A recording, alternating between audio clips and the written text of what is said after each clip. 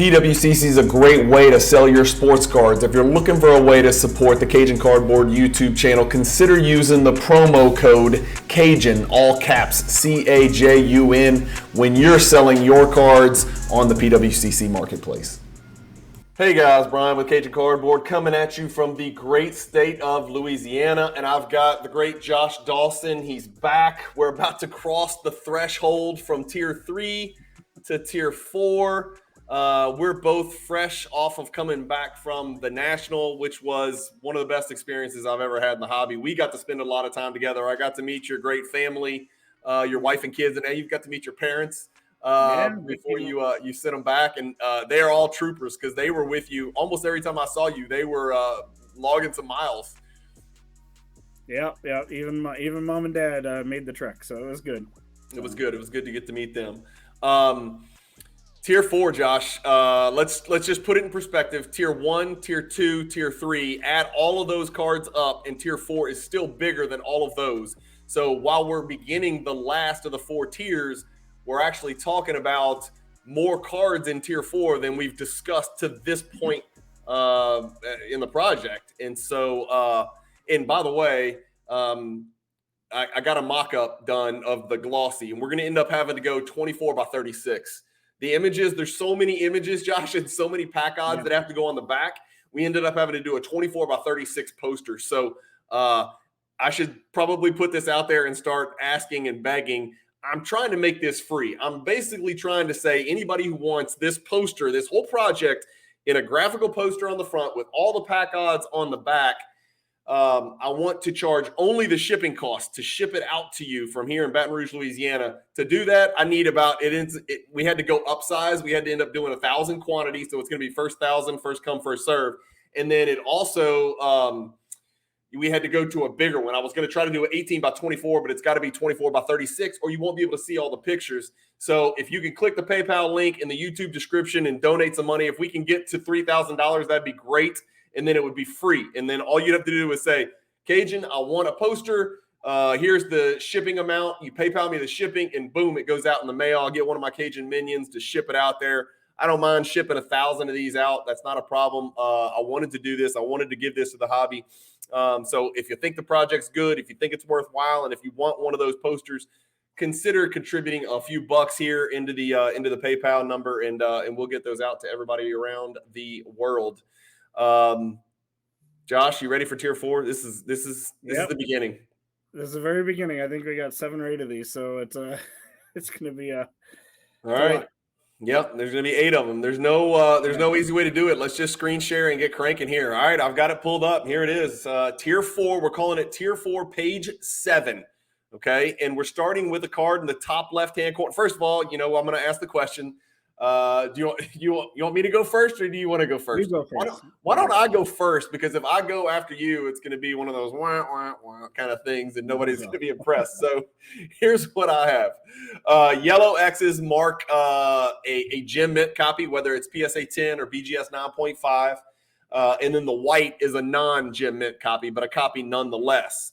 And I'm actually in the middle of a negotiations for one of the cards I don't have on here. So hopefully we can upgrade and I can add another yellow X to one of the cards on this page. And I'll keep you posted on that. So I don't know what that is. 1, 2, 3, 4, 5, 6, 7, 8, 9, 10, 11, 12, 13, 14, 15, 16, 17, 18, 19. 19 out of 27. Not bad. Not bad. Tell me what you got. I have them all. I got the 27. I'm missing 2 of them in gem condition. The rest of them are all gem.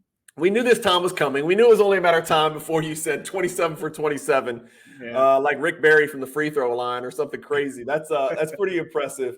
Let's get cranking. Let's just start. I was going to ask you which one do you want to get next, but I can't because you got them all. So let's start talking the card in the top left, man. Let me zoom in and show you. It's the Hard Court Heroics. And of course, Josh, there is a members only version as well. Let me pull up a good image of it. I've got it pulled up right here. This is the members only version that you guys are seeing on your screen right now. Talk to me about this card, Josh. It's very pretty in person. Looks like almost like hardwood in the background. It has the court layout and everything. Just that it shines like crazy. It's looks a little bit just white in the image. The actual floorboard pieces actually shine different than the background, if that makes sense. So Yeah. I'm just going to show, if I can get it in the right angle, see that the circles show up a little bit different. The court And lines. then, Yeah, I see what you mean. yeah, Yeah. The so court you can get lines. the whole thing shiny, but then if you do it like that, the court lines show up a little bit different like that. So Josh, that pretty is cool. so good you've got that in hand, because if you're looking at my 2D, and it's a great 2D image, but it's a Yep. 2D image nonetheless. Looking at my 2D image, it looks like the court lines for the paint and the top of the key and the 3-point line are black lines. They're not black Right. lines. Not at No, all. you just showed it. It's beautiful, man. That makes a massive, massive difference. I like the back of the card, Josh. It's almost like a comic book theme. You can see the Yeah. members only running diagonally. This is the members only version running diagonally. And then this is let's beat our chest here for a second. There are 3 PSA 10 members only copies of this card in the world, and I've got one, and you just showed us yours. So that's a pretty cool feat. We need to figure out who has the 3rd copy out there. Somebody comment below if you've got the 3rd copy. These are tough to come by, man, in high grade. It's not the most difficult card. Let's pull up the pack odds real quick. It's a 1 in 120 pack odds. But the members only is pretty rare, and the members only in PSA 10, as you can see, is a pop 3. That's pretty tough to come by. I remember picking it up, and I didn't pay that much for it, to be quite honest with you, Josh. No, you probably got a long time ago, like I did. Right? Yeah. So Good first card to start with. Now the second card, okay, and this is where people are going to be like, Cajun, you idiot. We've already talked about this card. It's the Jordan Kobe refractor. No, the Jordan Kobe refractor was higher up. The mystery finest refractor. Remember, Jordan on the front, Kobe on the back. We did talk about that. This is the base. This is still a tough card, and it belongs in the project. It's not a tier 3 card. I don't think anybody would argue, because it's not a refractor. But it's a pretty rare card nonetheless, Josh. It's a 1 in 1,320 pack odds for the finest mystery Kobe. Actually, I think that's wrong. I think I need to adjust that. Because I think I calculated it based on 40 cards in the set. I think it's actually half that. I think it's 1 in 660. In fact, I'm positive it is. It's 1 in 660. I miscalculated it because this is Series 1 only, and Series 1 was only 20 cards. There's 40 in the whole set, but there's only 20 in Series 1. So this should actually be, let's fix it up. I'm glad I think I fixed it on my master sheet, but I forgot to fix it on this sheet that was already saved for us. There you go. Now, 1 in 660 right there. Series 1, hobby and retail. Tell me what you know about this one, Josh. I mean, we kind of went over the the refractor version, right? I love the card. There's very few cards that have Kobe and Jordan together in the card, right, front or back. This is one of the best ones, I think, and especially in the refractor form. Again, Jordan belongs on the front, as we talked about before, due to the numbering on the back where Kobe is. Yep. So there's Kobe, and there's the card number top left. See where it says M1? Like every other Jordan card on earth is numbered M1 for whatever reason. Thanks, Finest, for confusing the hell out of old people like me. Is it tough to buy? Is it tough to buy the base version of a card when you already have the refractor version, or is that where like the compulsive set collecting, side of you kicks in? I think it's depending on if you're a completionist, right? If you're just a collector, you just want the refractor.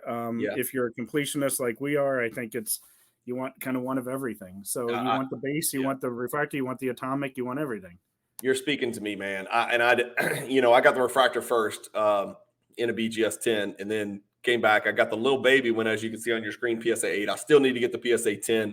I just kind of move it down on my list of priorities because I already got the BGS 10 refractor, and it just comes down a little bit.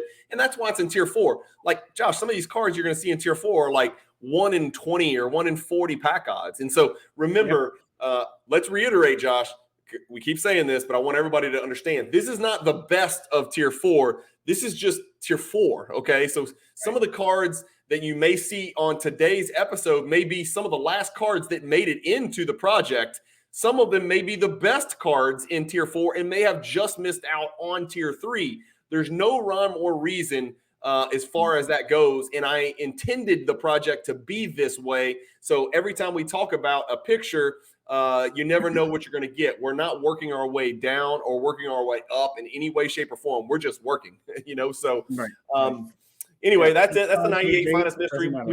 We did talk a lot about the refractor, so we can move on from that one. The next one I really like, Smooth Grooves. And when I first saw this card, Josh, I thought I had a miscut copy because the word smooth and grooves is both cut off at the top and the bottom. And I was like, damn, somebody, like, I got a really off-center copy.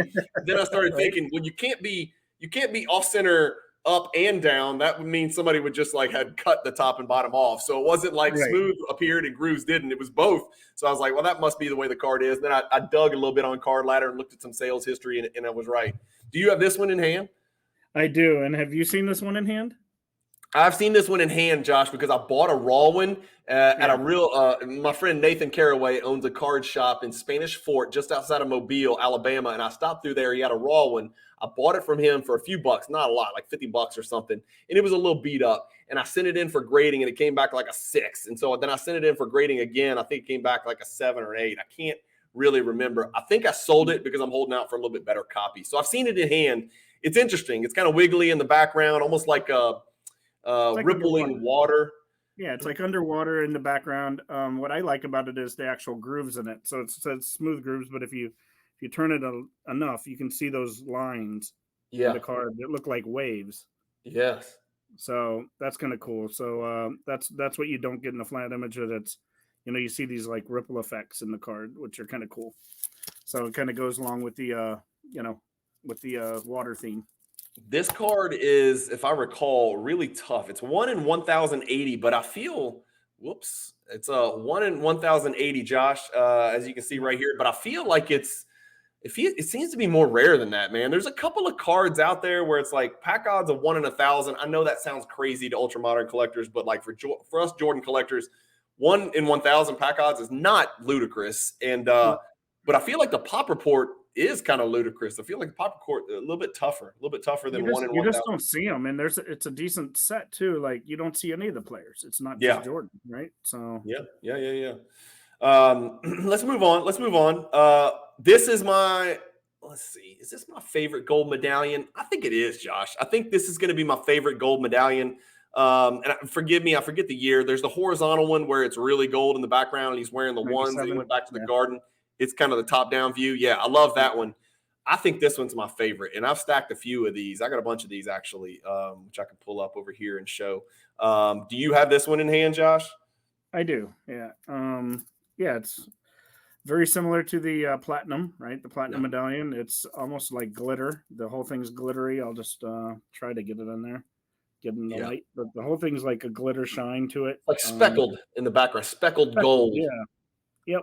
A speckled gold, if you will, and it shines really nice. It looks really good. Obviously, though, we went over the platinum version of this in tier 1 or tier 2 rather, and I like the card. I think it's great. There's obviously another version of this. It's a base version too.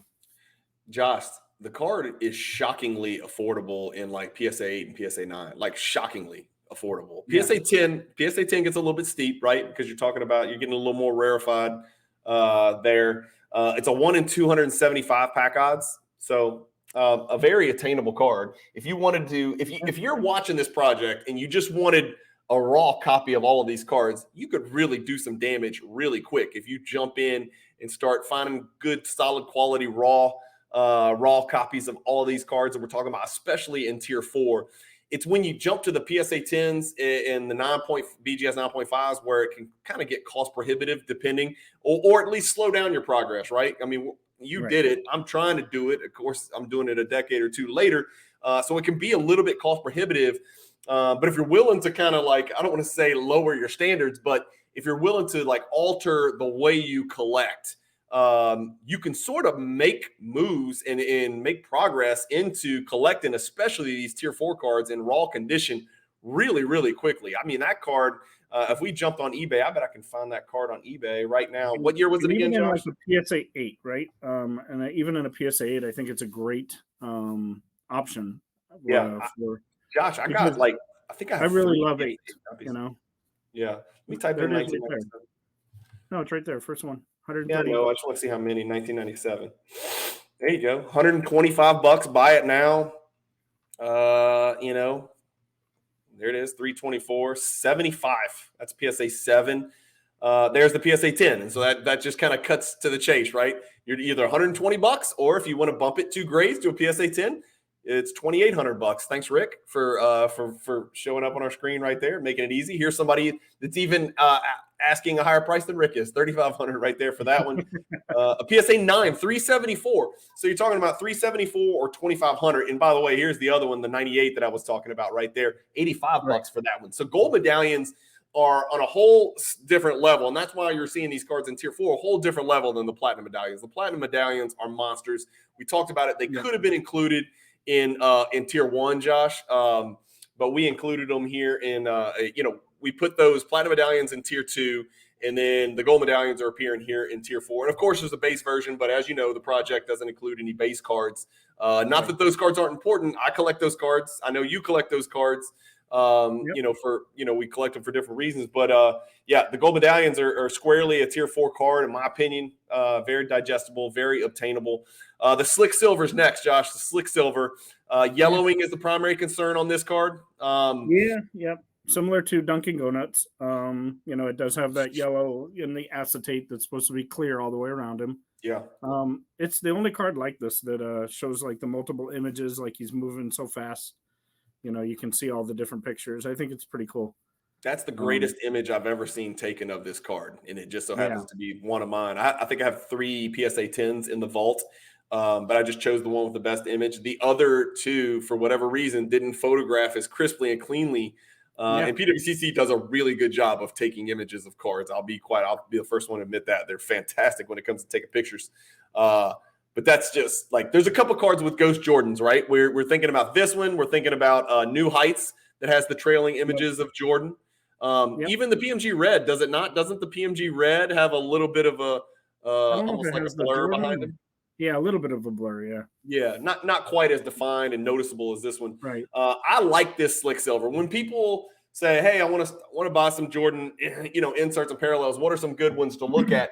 You're going to see a lot of them tonight. We're going to talk about a lot of them tonight. The slick silver would be one of them. The warp speed would be another one. New Heights would be another one. Anticipation would be another one. Those were kind of the cards that visually appealed to me early, that were also in the range of being relatively affordable in PSA 10. Even PSA 10s are very affordable. And again, this is not going to be so much where we're going to talk about prices and whatnot. I'll do that on other videos in between. I don't want to waste your time talking about prices. We want to extract as much knowledge out of your brain as possible before, rather than waste any time on looking up stuff on Card Ladder. So I'll do that on my own time, and we'll follow it up with some videos on that. Hoop screens, Stadium Club. Yes. Yes. Yep. That means there's a members only version. There is. I have it. Yeah. Let's see it. Let's see it. So the only difference between the regular and the members only,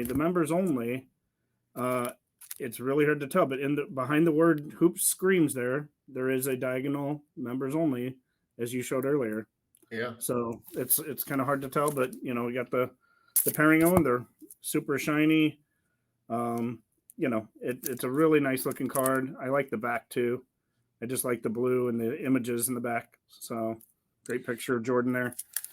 This one does have the members only complement to it. It's a great name, and it's another one of those cards, Josh. By the way, I'm on point tonight with the screen sharing. I'm good. I don't want to jinx anything here, but I'm pretty good. I'll be honest with you, I'm doing pretty good tonight compared to usual. I got mine pulled up. I've got a nice PSA 10 copy as well. It's a great image of Jordan. And here's the deal. We talked about this before. If you're looking for this card and you're searching for it on eBay, use the tricky eBay thing. Search Hoop Screams, all one word. Also search Hoop Screams with a space in between hoop and screams. That way you don't miss anything. I love these Stadium Club inserts, man. These are just too cool, man.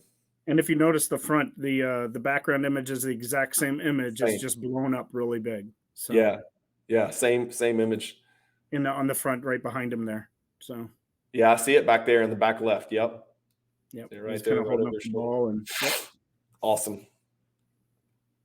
That's the hoop screen. A very affordable insert. Absolutely. And the next 2 are also very affordable. Here's another gold medallion. This is the one we were talking about. I didn't have the foresight to look to my right, but both of those gold medallions on this top row are 2 of my favorite gold medallions. But the next 2 in line, I kind of put these in the same boat. It's the New Heights and the Anticipation. I've got them right here. Let me see on pack odds. Am I crazy? So the anticipation is actually double as difficult Yeah. pack odds as the new heights, but I feel like they sell for about the same. I haven't really looked it up, and people can do their own market data research, but these are Jordan Ghost images as well. Not quite as pronounced as the slick silver like we just looked at, but like this one is as pronounced. And then the next one, the anticipation is almost like it's got that heat map behind it. You know what I mean? Thermal, Like the thermal image, infrared, right? Yeah. And this one is kind of is it not embossed, Josh? It is. This is I like this one even more than New Heights. This is probably on this page one of my favorite cards. Yeah. And it's very glossy. It is very embossed. Even the word anticipation is embossed. You can see how it sticks out of the card. So the Jordan sticks out of the card. Even the word anticipation sticks out of the card. So it's quite embossed in person. It's really nice. And I think because of that thermal image, I just like the colors. It reminds me of it's just very rainbow looking. So I like all the colors and the purple in it. And look, I'll pull one up. We'll talk a little bit about prices. Look, you can pick it up for $1,000, Josh. It's a pop 83 and it's less than $1,000. If we click the number here, there's been less than 800 ever graded. It seems 10%. I'm not going to sit here and tell people that Jordans are out there to be stolen, but like that seems like a pretty good price for that card for me. Which one you like? You like the anticipation more than the New Heights? I do. I think it's because of the embossing and the colors. It's just that those two reasons alone. Yeah. The New Heights is a great image of Jordan, like we had before with the slick silver. It's really cool in the background. It almost looks like it's kind of a space theme, but I do like the anticipation a little bit better. And then we'll glaze through this next one. This is the other gold medallion we were talking about, and this is of course when Jordan wore the Jordan 1s and went back to the Garden. And if you watch the Last Dance documentary, you remember he was talking about his feet were bleeding or whatever. But he had an incredible, epic, legendary performance in those shoes. And I can't totally tell if that's Oakley or Ewing. I think it's Oakley though, isn't it? I can't tell. Looking in person here, it looks like Oakley. Yeah, it looks like Oakley. The number is 4. So let's look to row 2 then. Let's move on. Let's get on with row 2. And this card, Josh, is a card that I just picked up. I don't have it to share. It actually just hit my PWCC vault, which was I was shocked. I handed them 23 cards to bring back to the vault from the National on Sunday. We're recording this on Wednesday, so I'm like 72 hours later. All the cards are back in my vault. All the cards, images have already been uploaded. So I'm thrilled beyond belief. This Topps Archives Gold over here in the top left is in a PSA 10. I picked it up at the National, and I was pretty happy. I picked it up for $1,400. And I think that's a little bit under comps, to be honest with you. And there's not nearly as many of these out there as you would think. The rumor has it, and I'll show you on the pack odds. We put what Trading Card Database and what Beckett said. Beckett and Trading Card Database said there are approximately 10,000 of these, and they were printed in a factory set, the golds. Okay, correct me if I say something incorrect. It's not. I'm not buying it. And look, here it is. The Topps Archives Gold. You got to just trust me. There it is. 92 Topps Archives, the gold parallel. It says distributed as a factory set. The cards have gold foil stamping on the front. The checklist, blah, blah, blah. Print run of 10,000, not approximately. It says 10,000. But if you scroll over here, there's only been about 1,000, maybe 1,100 graded. That seems kind of low. Yeah. Like if there was 10,000, seems like there'd be a lot more of these graded. You think there's maybe 1,000, 1,500 sets that are still intact, right? That have never been opened. But that leaves 8,000, 7,000, whatever it is, out there in the raw. That's a lot. It doesn't seem right, man. Because I mean, obviously the card is valuable enough. I mean, hell, it's a $1,500 card in PSA 10. Even in PSA 9, the card's relevant. It's $180. If somebody's sitting around on a card that they think looks clean, has a chance of 10, but is likely a 9, I'm gonna send it in. If I had 50 of these cards that I thought looked like 9s or 10s, I would grade all 50, right? It would make financial sense to do so with PSA being at $15 or whatever. So it seems odd that you would think there'd be 9 or almost 9,000 raw copies out there. It just seems weird. I don't know. 10,000 seems like a high number. It Yeah. just doesn't seem right to me. What do you know about that card? I mean, there's obviously a base. The base is not going to be included because in the hierarchy project we don't do base. I'll just show the stamp in the corner. So it is gold. Yeah. So it's a gold stamp in the corner over here, and the gold name at the bottom. Those are the two That's differences. it. That's the only difference, right? That's the only difference. So, and it does say archives under the basketball there. So the Yeah. back is blue, which makes it difficult to grade. Yeah. It has blue borders. So that blue and black border does make it more difficult to grade. But yeah, I love all the gold parallels. I mean, we talked about a lot of them, but I think that's one of the ones I like the most. All right. You're about to laugh at me. Hang on, I almost screwed up. All right, we're screen sharing. I am going to say a few brief words about these damn cards, these triumvirate cards.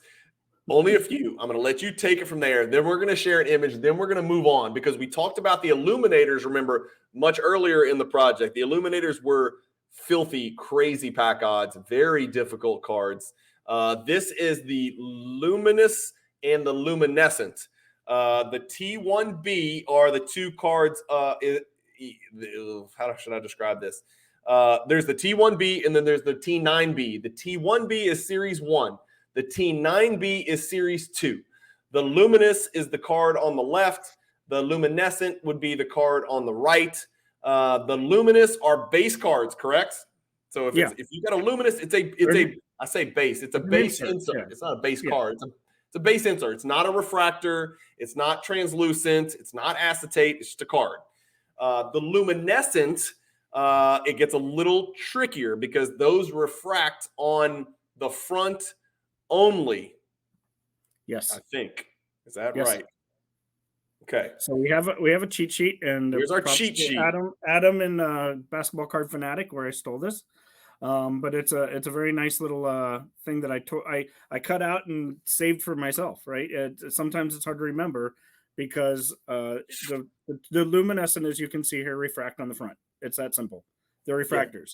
Yeah. It doesn't mean it's not an illuminator. The ones we looked at earlier also refracts on the front and back only of the T9B, the Storm one, the purple one. Okay. So it is a little bit different. There is a big difference in the illuminators. We've gone over those. One's see-through, one's refracts front and back. These are the base. Nothing special with them. They're just die cut. They're crazy die cut. They're awesome. And then the luminescent are essentially a refractor. We've got a lot of comments. We got a ton of comments on that card with people kind of arguing back and forth about them and saying, no, this refracts on front and back. And I think that maybe the people that were commenting didn't know that the T1B illuminator and the T9B illuminator are not both refract front and back. One of them is, one of them isn't. One of them is acetate and doesn't refract and you can see through it. One of them is acetate and it refracts front and back, the T9B. So take a screenshot of this if you can, or hit print screen if you're savvy enough to do that. Hopefully this helps. Did you rip this from our friend Adam with Basketball Card Fanatic? Yeah, I love his magazine. Adam's great. Good. And I literally cut this out and keep it in a little piece of like a top loader, Good real call. large top loader, and I just keep it handy all the time. It's kind of like the articles about MJ. Some of them I just keep. Let's give Adam a shout out. It's a good cheat sheet. That's great stuff. Soul of the game. This is another one, Josh, that fits in for me, sort of like Slick Silver, Anticipation, and New Heights. Middle tier, not impossible to find, not impossible pack odds. The soul of the game, you're talking about 1 in 270 pack odds, very doable. Here's the card right here. I'm going to let you explain to them the really cool thing about this card. And let me pull up my copy real quick. And then if you have one in hand, we're going to compare our two and they're going to see what the difference is. So there's my copy right there. I want you to pay attention to the color transition. The soul of the game in the background, the colors transition. As you can see on my copy, it starts with almost like a bluish teal, and then it goes green, then it goes orange, then it goes red, then it goes kind of back to blue. And you know what's funny, Brian, is yours starts green and yellow. Mine starts yellow and orange. They're different. Yeah. I heard none of them are the same. Yellow at the top. I heard none of them are the same. It ends in green at the bottom. Here, let me leave mine up so you can look at Josh's and look at mine. Same card, pulled from the same types of packs. 98 Skybox Premium, but the cards don't look the same. I don't know how many different variations. I'm sure it's not infinite, but The somehow rainbow they've just got it. changes different. Mine goes yellow all the way to green at the bottom. Yours goes green at the top to blue at the bottom. Yep. So they are different. It's very shiny. Again, I'm a sucker for that multicolors rainbow type feel of a card. I really like this one. The letters are all kind of wavy, kind of groovy, soul of the game. On the back at the top, I really like that they did the same. Yep. They did the soul of the game all in that kind of same font. So I really like that. Josh, where have we seen? I feel like we just talked about this on a prior episode before we went to the National. The Michael Jordan, that weird kind of font right there. We saw that on another card. And I can't remember what it was. I think that's what it was. Netrageous. Yeah, good call. That's what it was. Yeah. So the Michael Jordan appears, and it's similar to the Netrageous font that we talked about. That's right. Yeah. That's right. Yeah. So cool card right there. Cool card. All right, face, but it's a great looking card. Yeah. All right, let's keep cranking. We've got the Star Power Plus, and I know I can pull mine up. You've probably got yours. Josh, go ahead and explain to them where this card fits in the insert set. There's 3 different variations. Go ahead and talk us through it. So there's a Star Power that is a solid card, not die cut at all. It's purple. And it has the yellow Star Power going across the top like a little star, shooting star, but it is not die cut. This is the middle version, the Star Power Plus. It is die cut, and it is a bit refractor too, shiny on the front. And then obviously we already talked about the Star Power Supreme, which is also die cut. It's yellow, but it's also acetate and see-through. Yeah, the Star Power Supreme is a big time card. This is no slouch right here. We're talking about a card with 1 in 720 pack odds from 1997 Ultra. The base version of the card is very attainable and not super expensive at all. The Star Power Plus can get a little bit steep in a PSA 10 condition, and it is die cut.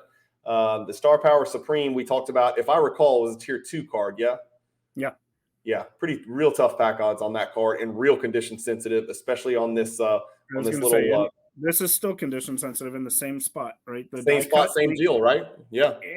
The base does not have that foil of the shooting star, so it doesn't have any issues. It's just white with a star. Yeah. This one, just like the Star Power Supreme, has that foil look to it on the corner, and it makes it, because it's shiny, it does chip, and that makes it difficult. So. On top of the fact that it's die cut too. For sure. Okay, sorry. Let's get back. We got 2 Royal Courts.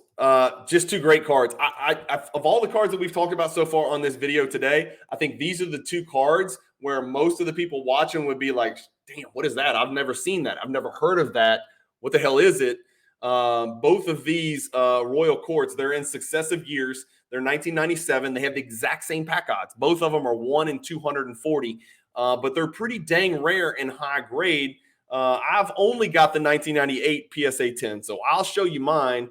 And it's got a real cool slang kind of terminology on here. It says right under Royal Court, if you can see, it says King of Kings.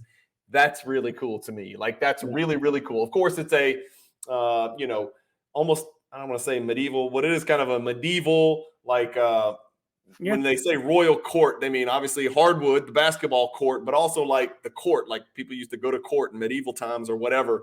And so to call Jordan King of Kings is pretty damn cool, if you ask me. But this is the one that I have. And then on the back, they keep the narrative going. It says, "All hail Michael Jordan."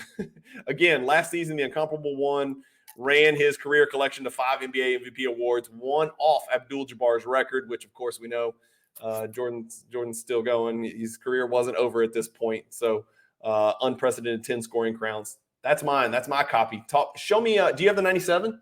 So I do have the 97, but I do. This is a card I don't have in 10. By the way, both of these have a members only version. Right? Yeah. So the 98, I have both versions in the 10. The 97, I have neither version in a 10. This is the 97 version. Shines very nice. Kind of has a rainbow finish to it. This is the members only version. There's a regular version as well. The members only, again, has the slanted wording in the gray there. It says members only. The regular version does not. It's just plain. And again, I have an 8 and an 8.5. These are extremely hard to grade.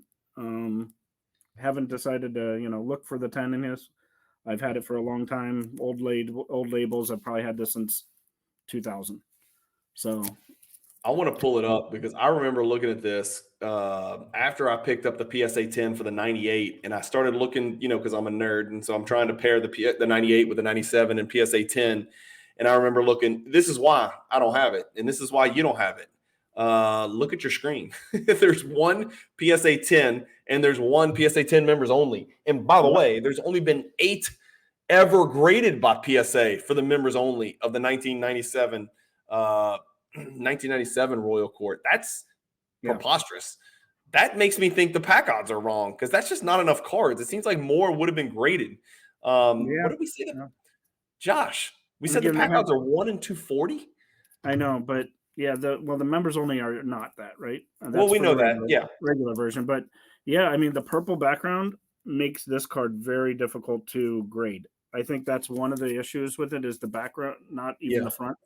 But you'd think, Josh, more than 99 have ever been graded for a card that's 1 in 240 pack odds. This is like 1 in 24,000 type numbers here. 99 ever graded?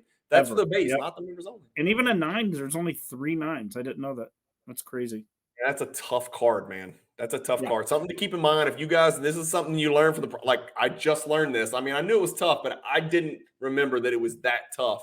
But this is kind of stuff you can learn from the project. And so hopefully bringing a little bit of education, maybe helping people understand, grade snobs like me, or who are holding out, waiting for the PSA 10. You may be holding out for a really long time. You may want to just go ahead and grab that PSA 8 or the 8.5 or the BGS 9 if you can. Otherwise, you may not be able to grab any copy. 99 ever graded seems crazy for a 1 in 240 pack odds card. Let's keep cruising. Down here, bottom left, we've got a card that's near and dear to my heart. And I actually picked up a PSA 8 copy of this card. It's the SPX gold die cut. I picked up a PSA 8 copy at the National for a pretty good price to pair with my BGS 9.5. This is a cool card. You're a big SPX guy. Fair? Yeah, I like the SPX brand. I like the inserts. This one's obviously die cut. It's not all the way around the gold, right? So it's in the front, around the curve, but also those little triangles on the left-hand side if you're looking at the screen of the gold. Those are die cut out. Yeah. I'll show it just because of the hologram, which I think is very cool. This is one of my favorites. So the hologram, if I can get it in here, let's see if I can find a way to make it there. See if this helps. There you go. Yeah. So you can see the hologram. Thank God you've got it because you can see things when you show the cards, when you tilt it and get it in 3D and it refracts. Yeah, that's perfect, Josh. So you can't really tell, but he winks at you when you turn when you turn it. He winks. So that I think is really cool that he winks. So that's the hologram of the card. This is the other one I don't have in a 10. I have a 9 and I'm super happy with it.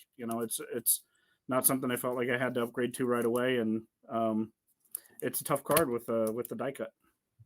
It is a tough card. It's not just a die cut. It's like it's super, super pointy out there on those gold corners. I mean, a lot of SPX are tough to grade because they're so jagged and so super pointy. They look like little spaceships and the little wings flipping off of them. It makes it real tough to find them in PSA 10. The next card is cool. I want to talk in detail about this card because, again, it's going to look like a card that we've already talked about. The card I'm talking about is the Hoops Skyview. We talked about the Hoops Skyview. This looks a great deal like the Hoops Skyview, but it's not. It's the Power Palette. It is the 1995 Hoops Power Palette number 1. It's a 1 in 320 pack odds. If I recall, the Skyview was like 1 in 4,800 pack odds. Yeah. So they look similar. Don't get confused. There is a chance that, a not so trustworthy seller on a certain platform could try to pass a Power Palette as a Skyview and yield a greater return. Don't fall for that trick. Take a very close look at the card. There's a difference between the Skyview and the Power Palette. What do you know about this card, and why would they make 2 cards that look so damn identical in the same set? Yeah, I mean, first of all, I apologize. I did not pull this one out. The Power Palette has a much brighter pink border. So the whole card is a different color. The other thing is obviously the square behind him is a see-through square, right? It's almost like a cellophane, and that acetate behind him. That's a So sky view. There's a yeah, sky the view sky right view, there. and you can put your hand behind that, and you can see right through the card. Yeah. That's not true of the power palette. The power palette um, is a card that just has a solid piece of multicolor rainbow kind of coming out of it. And I swear, I thought I owned a power palette. I thought I put them both on here because I wanted to compare, but I must not have pulled the power palette like an idiot. No, Hmm. I did not. Yeah, but Oh if you go well. back to the picture, I see it's just at that rainbow finish there. Yeah. That doesn't change or anything. That is part of the card. Okay. Versus the other one is a window that's cut out, and then there's a piece of like see-through cellophane in the middle. What do we have next, Josh? We've got a Bowman's Best Techniques. Is that an atomic refractor? I Atomic. believe it is. It is That atomic. is the 97 Bowman's Best Atomic Refractor T2, and it's 1 in 960 pack odds.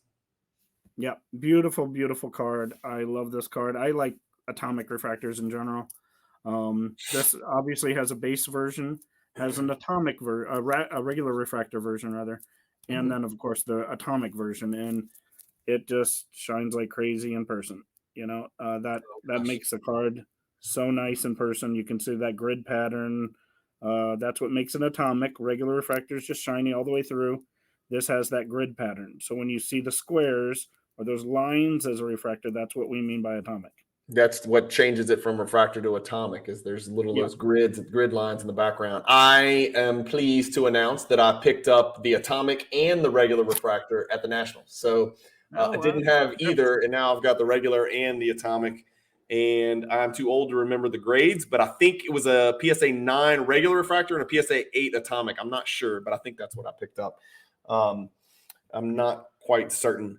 This next card is another interesting card where the pack odds don't strike you as otherworldly, and we're talking about the Standouts hobby, and that's may I Del share Curry, Garden your MJ. screen? Sorry, I got There it. you I go. got it before you said it. The Standouts hobby right here with Jordan being guarded by Del Curry or trying to be guarded by Del Curry. I did want to pull up. It says 1 in 216 pack odds. Do you have this one in hand?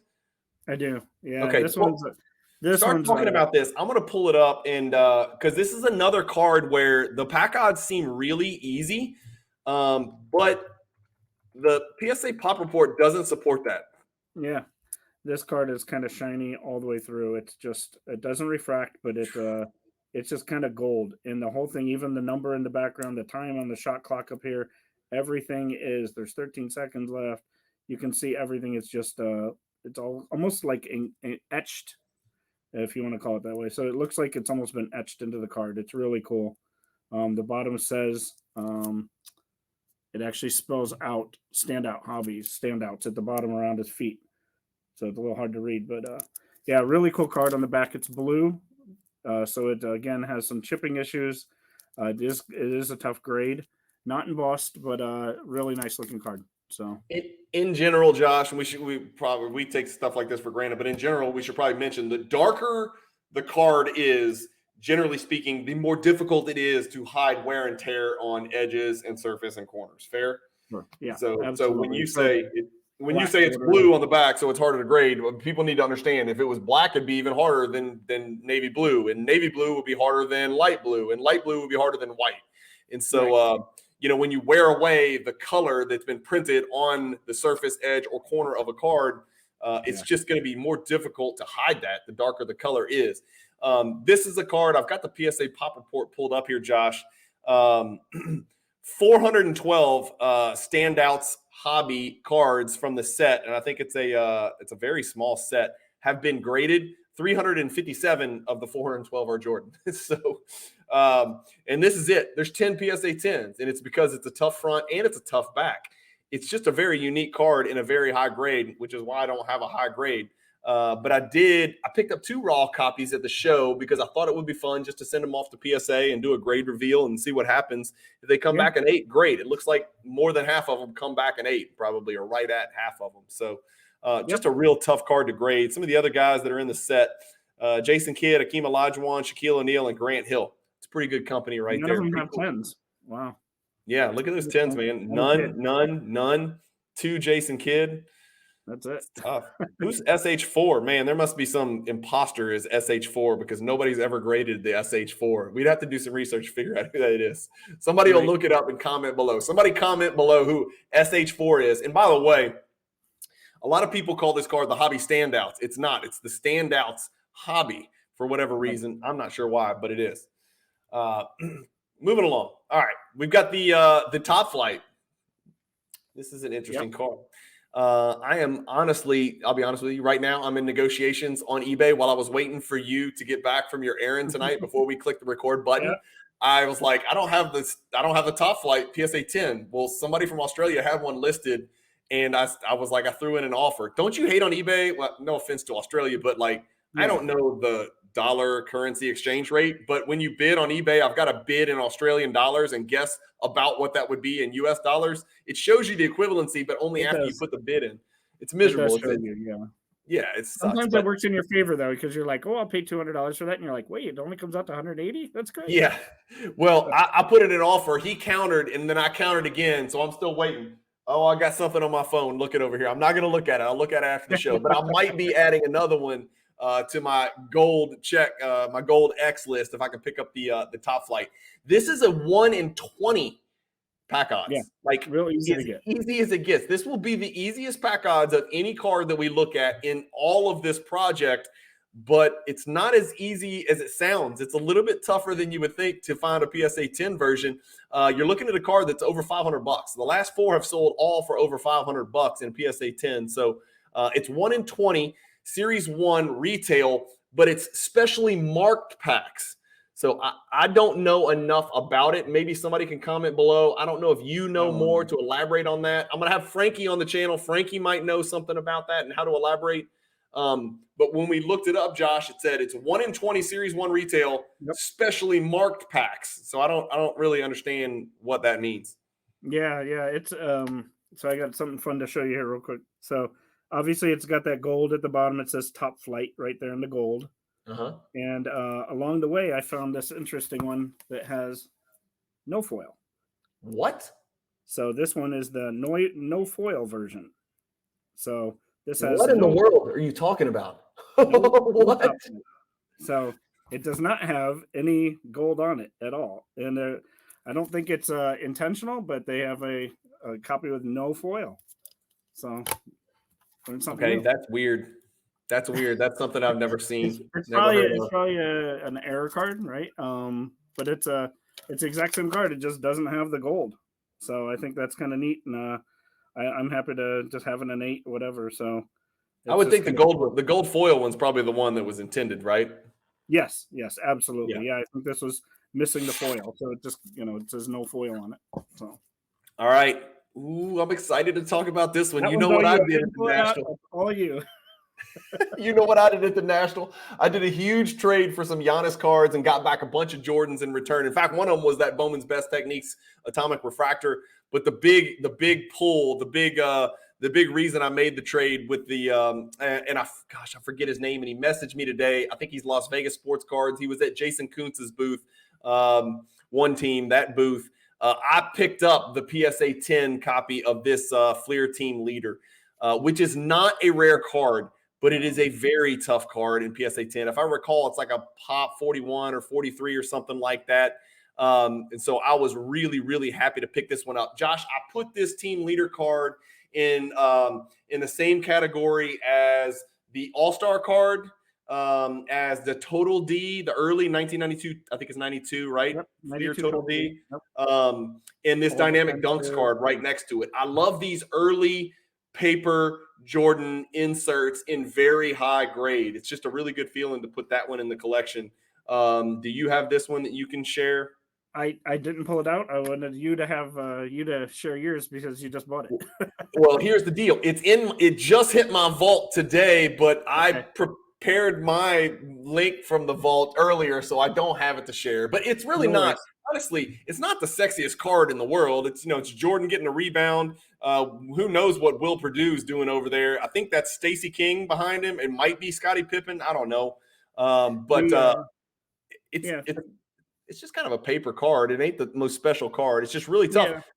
Because like we The talked thing's about, it's that got the blue, the navy the blue. team leader at the bottom is in gold. You can't really tell on this, but it is a shiny gold, kind of like the top flight. Yeah. The thing that makes this such a hard grade, again, going back to that dark border, Yes. it's not only a dark border all the way around, it's dark on the back, but also it is very hard to find centered. That's one of the biggest problems with this card. It's hard to find centered because it's unmistakable centering. Like this is 1980s baseball all over again, where it's 4 borders that are supposed to be the exact same width and depth and all that. And if it's not, you can't hide it. It's the first thing that you'll notice. And I think that's why PSA 10s have been so elusive. And again, talking about the dark borders on the front and the back. This is, these cards, it just depends on how you want to collect Jordan cards. But a lot of people remember these super early Jordan inserts very, very fondly because it was kind of the inception of the insert era of the 90s. This card, the Beam Team, the Skybox, the Scoring Kings, the Total D, the Team Leader, the All-Star.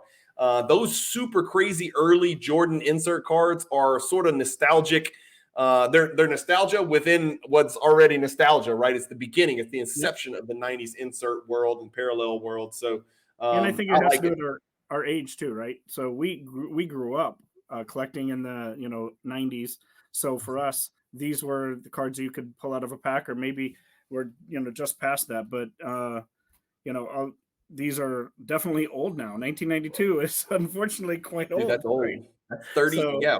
What are we? 31 years, man. That's 31 years ago, Josh. I know. 92 Fleer Team Leader. It's card number 4. It's 1 in 32. Now it's rack packs only, right? Which I think were those cello packs that they would hang, and there was 3. You could see through them, yes. And there was 3 of them, right? So 1 in 32 rack packs. Not the craziest pack odds, but like we said, very tough to grade. Next is the dynamic dunks. This is a 1 in 324 pack odds, so a little bit tougher. And you want to talk about dark. It's black everywhere on the front. It's black everywhere on the back. If I recall, I should probably pull that up.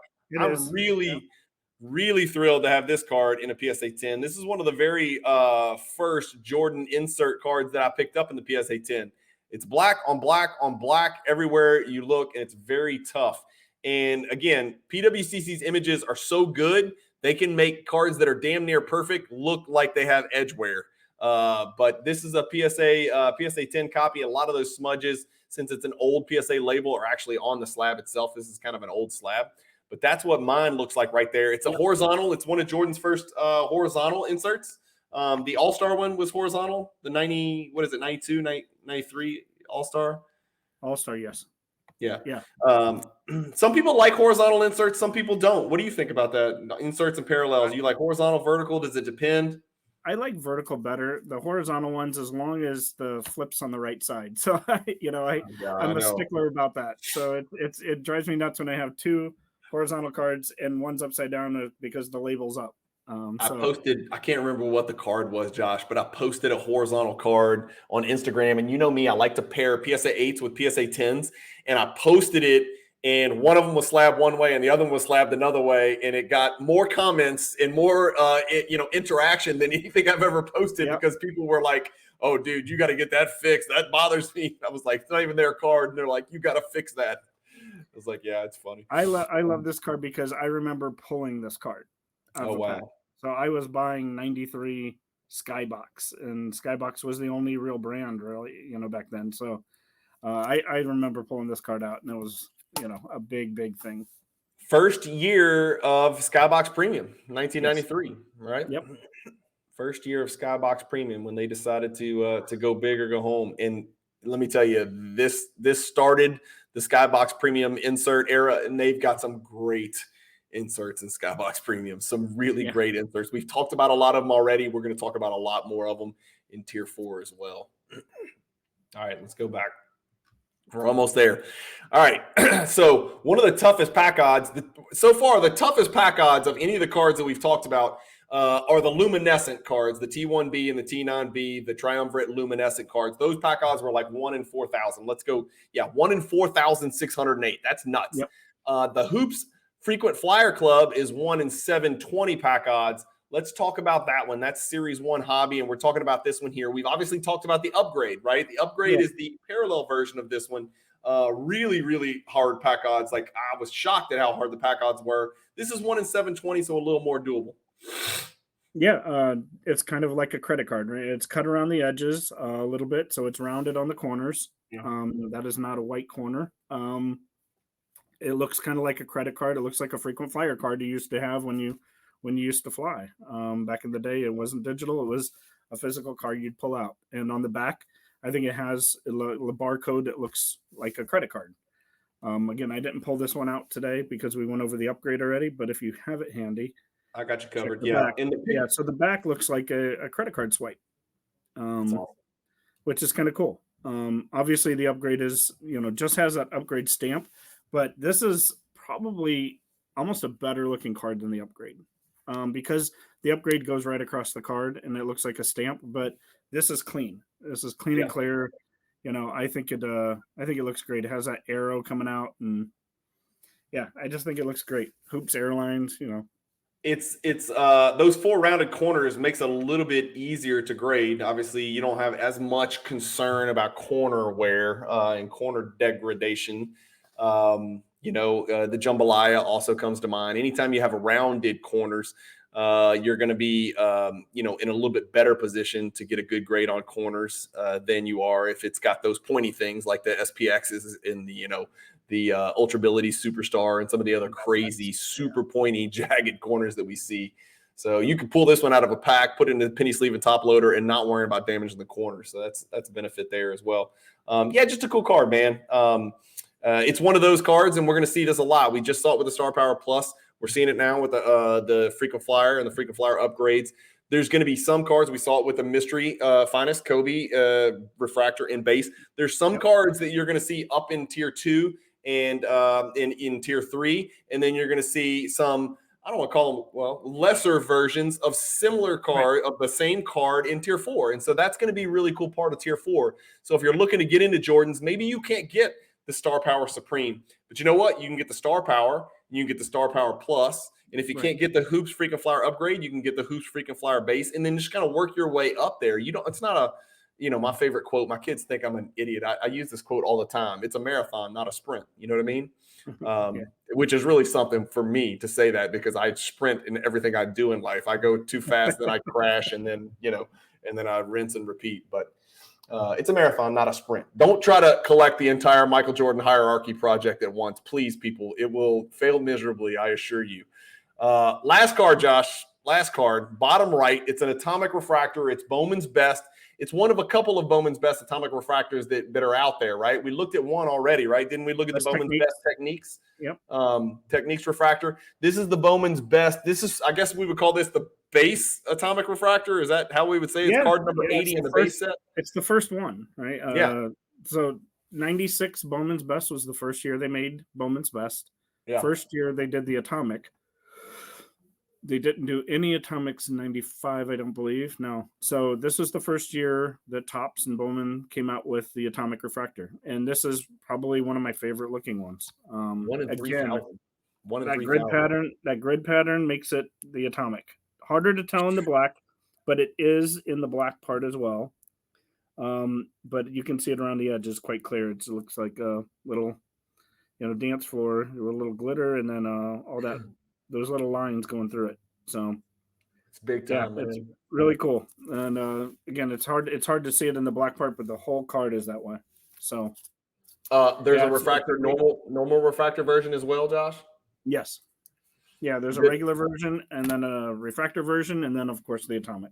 And this is a good time to remind the viewers, if there's a regular version and an atomic refractor, you're only going to see an image of the atomic refractor, because we didn't want to overflow the project with refractor, image. Now you will see refractors and then the base version inserts as well, but you will not see atomic refractor and then refractor of the same card in this project. So keep that in mind. So if you're like us and you're a completionist and you want to, check every box, there's an atomic refractor and a refractor. You just won't see it or hear it mentioned, well, other than right now in the project, because we're going to show you the images of the atomic refractors. If it's a card that's got a refractor but not an atomic refractor, of course, you're going to see us mention the refractor version.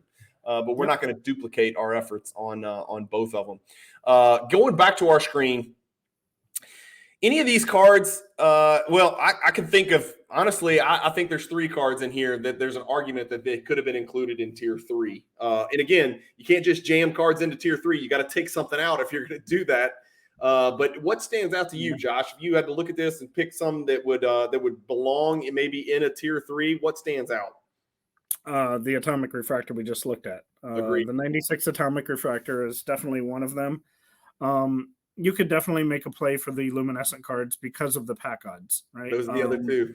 Those are my 3. Just because of the pack odds alone. And then, of course, keep the regular luminous versions in tier 4, move the luminescence to tier 3, and then, of course, keep the luminators up in tier 2.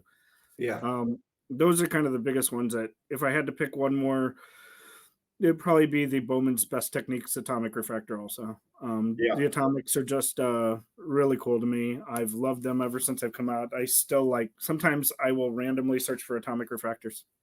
Not any player. Just any player? I would like a Penny, a Shaq, a Garnett, in a PSA 10, an atomic refractor is cool. And look, this bears repeating, and we talked about it a little bit briefly earlier in the project, but this is the Michael Jordan hierarchy project, okay? A lot of these cards, Olajuwon's got similar cards. David Robinson's got similar cards. Grant Hill, Tracy McGrady, Penny Hardaway, Jason Kidd, Gary Payton, Sean Kemp. A lot of these cards, you can find these same inserts and parallels for some of these other players. And so hopefully the project will be beneficial not only to Michael Jordan collectors, but 90s collectors in general, because it spans pretty much the whole decade.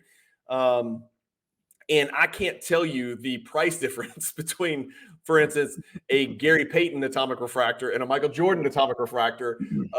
Go figure it out yourself. It's pretty laughable and pretty funny. And I was actually having a conversation with a great viewer of the channel today.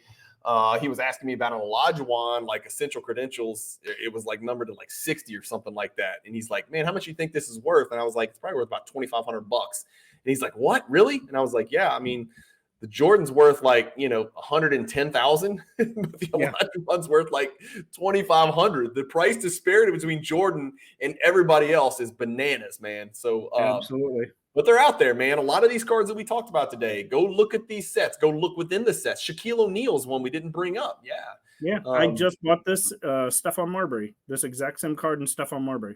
Tell us how much. $340, and the only reason it's a pop 110. Jeez. That's because it was a pop 1 and a 10. I didn't know it was a pop 1 at the time. I bought it because it was a 10. So for Stephon Marbury, it was $300, and that's only because it was a pop 1. If it was, 40 of them, it would have been $150. Josh, do you set collect any of these 90s insert sets that we're talking about? Do you ever, or do you kind of spend your money?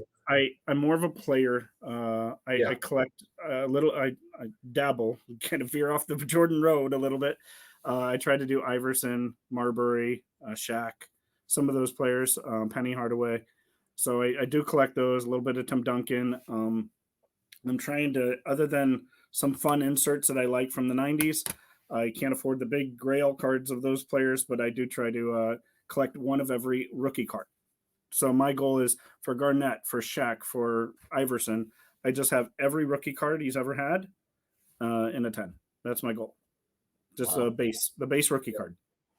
And there's a lot of them. I bet there's for Shaq alone, there's 30 or 40 rookie cards. Oh, easily. Because I've got a Shaq PC, a side PC, and we've actually talked about me trading you some Shaqs and you give me some duplicate Jordans, which will probably work something out, I'm sure.